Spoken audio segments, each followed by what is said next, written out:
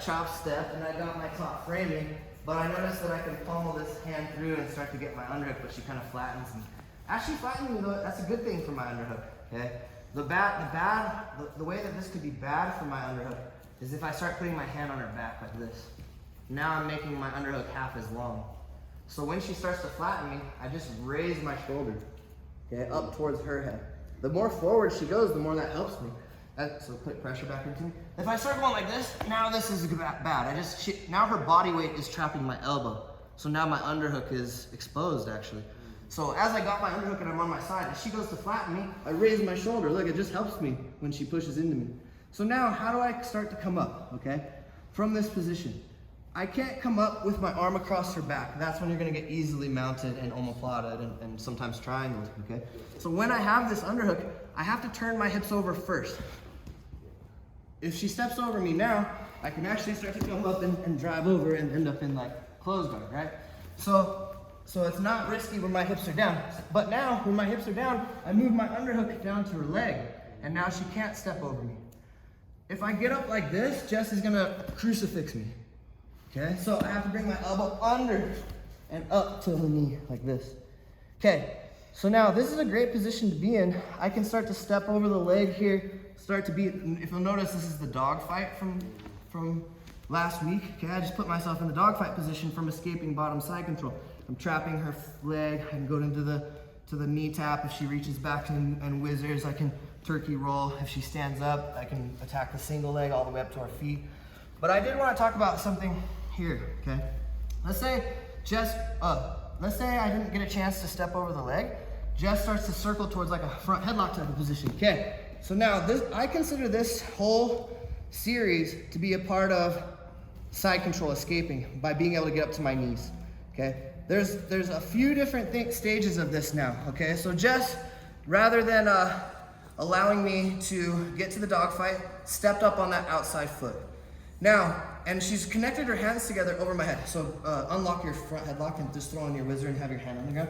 If I would have been able to start to make Jess stand here and get my head positioned up, then I would have been able to make her defend the single leg on our feet and start threatening a takedown.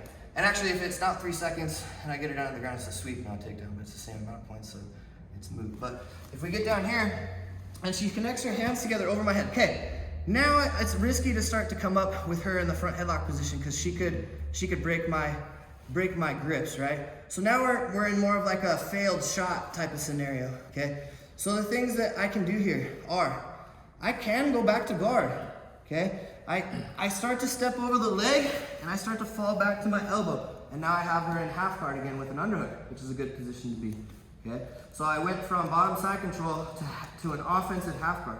That's a good scenario, okay? I can also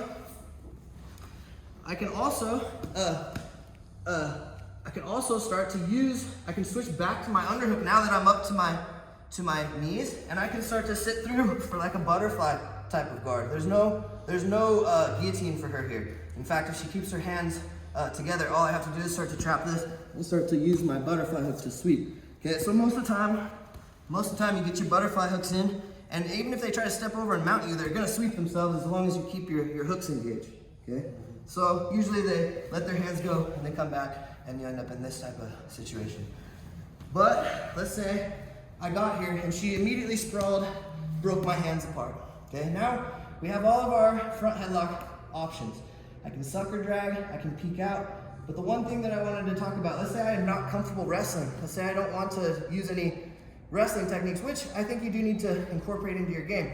But let's say I'm much more comfortable in guard. So when Jess starts to attack my back by unlocking her hands and starts to block my shoulder, I know which way she's going now. All of her body is on one side of my body. She can't go to her right, to her left anymore. I'll easily reach out. I mean, she'll fall. I can start to circle, and she can't go that way, right? So as we're here, I make myself into a tripod, and I'm defending my neck in case she decides to bring that left hand back through and get her seatbelt or start to attack my neck. So I make myself into a tripod here. As she starts to circle towards my back, I lay my shoulder on the ground. And now I bring my leg in an arc over my head, and I sit back and start to retain guard. If I end up in double unders, I throw my hips on the ground, start pummeling my legs inside, and start to defend my guard from double unders, okay? But that's a better scenario than being in bottom side control, even being